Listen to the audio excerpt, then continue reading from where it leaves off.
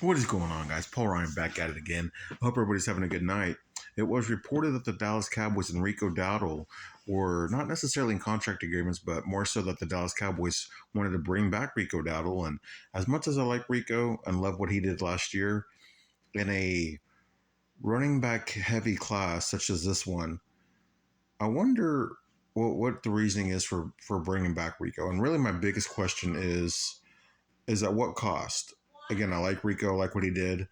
I just think it all depends on price, and that's usually what the Cowboys, that's usually how the Cowboys play this free agency game, and sometimes that's even how they play with their own players. But that's my biggest question: is at what cost?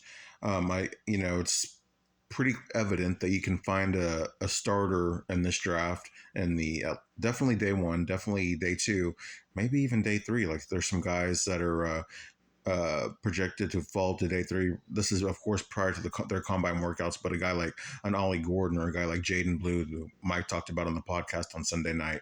There's some names that are probably lesser known guys right now that will be making a name for themselves that could still even go in day three, that could be as good as Rico, maybe even better. Again, that's no disrespect to Rico. That's just the strength of this running back class. And one other question with Rico is he was healthy last year, but that was the first time in his career that he's ever been healthy for a full season.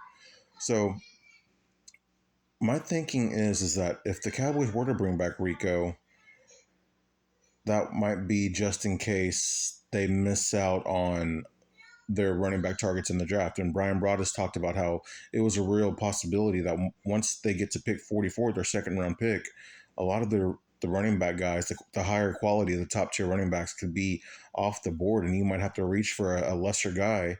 If the Cowboys were to bring back Rico, who's somebody who's familiar, at least in the locker room, familiar with Brian Schottenheimer and his system and things like that, at least you put yourself in a position where you've got a guy who can play the game, who his work ethic. You just know this guy. You have comfortability with this guy, and in the locker room. In addition to that, you're not forced to take a guy with a day one pick, a day two pick, or excuse me, your first round pick, your second round pick, or your third round pick. Of course, the Cowboys aren't forced to take a running back there, but having a guy like Rico as your backup plan, kind of like your insurance policy, gives you a little more leeway to where maybe in the fifth round, right?